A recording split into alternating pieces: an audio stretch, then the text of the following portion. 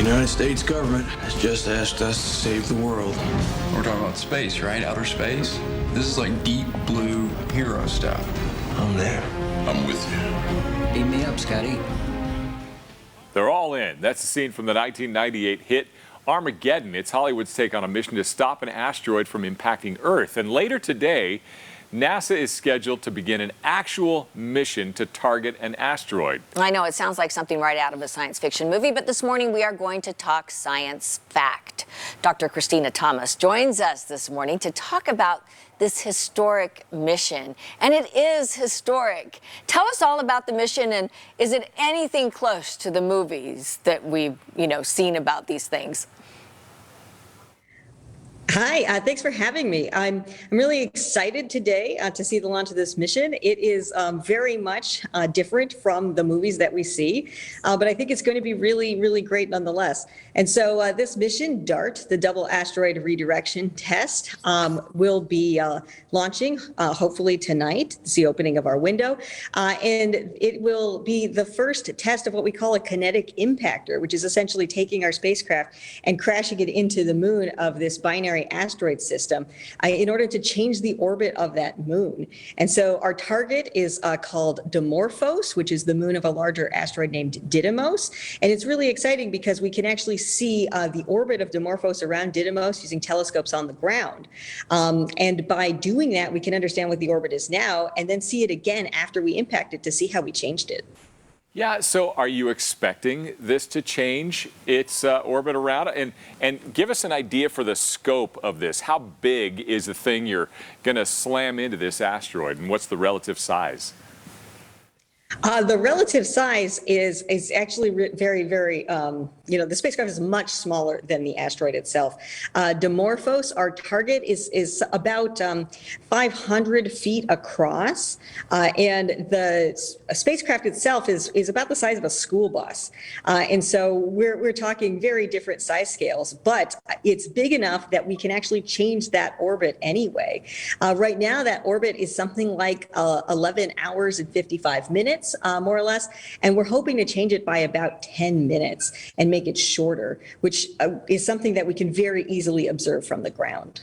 Okay, so the idea, I guess, is all about defense, protecting the planet in the event we would need to do that. So can you tell us about that? Yeah, so planetary defense is a really exciting field. It's relatively new because we really start to understand near-Earth asteroids a lot more. And so it's all about understanding and also reducing the risk associated with the natural hazard of an asteroid impact. And so there's really two sides to it. Number one, knowing the objects and where they are. And number two, understanding what we might do should something actually pose a hazard to the planet. And that's where DART comes in. So what is the likelihood? We worry about these things and we see, where asteroids have hit the Earth before and our moon. What is the likelihood of an asteroid ever actually impacting Earth? Well, right now, it's relatively low. We have a lot of asteroid material, dust, the small things that we see as meteor showers. They come through our atmosphere basically every day. And so there's a lot of material that does come down onto the planet.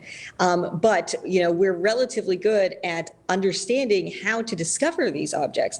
And so right now, from our perspective, there is no known asteroid that can actually make it all the way through our atmosphere and cause a problem with the planet for the next century.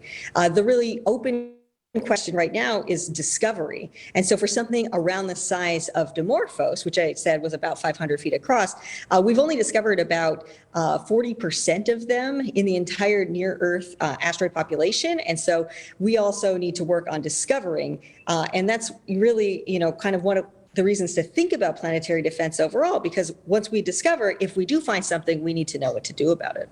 All right. It seems to me if you're going to do this, you're probably pretty confident it will likely work. Can you give us a percentage chance that you think this mission will be successful and where viewers can find out more about it?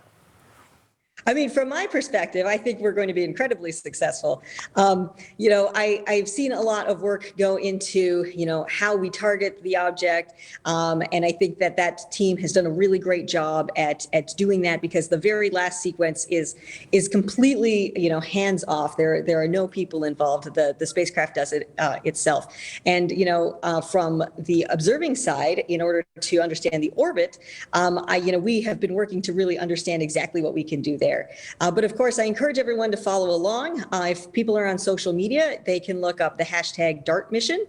And if not, they can go to nasa.gov/DART. Okay, nobody knows what can happen yet, because we've heard the old adage, when a butterfly flaps its wings, it causes a hurricane on the other side of the Earth. So we'll be waiting to see how this disrupts the cosmos. Okay, well. It is exciting. Yeah, Dr. Christina Thomas, thanks so much for joining us this morning. Good luck with it all. We'll be watching. Much.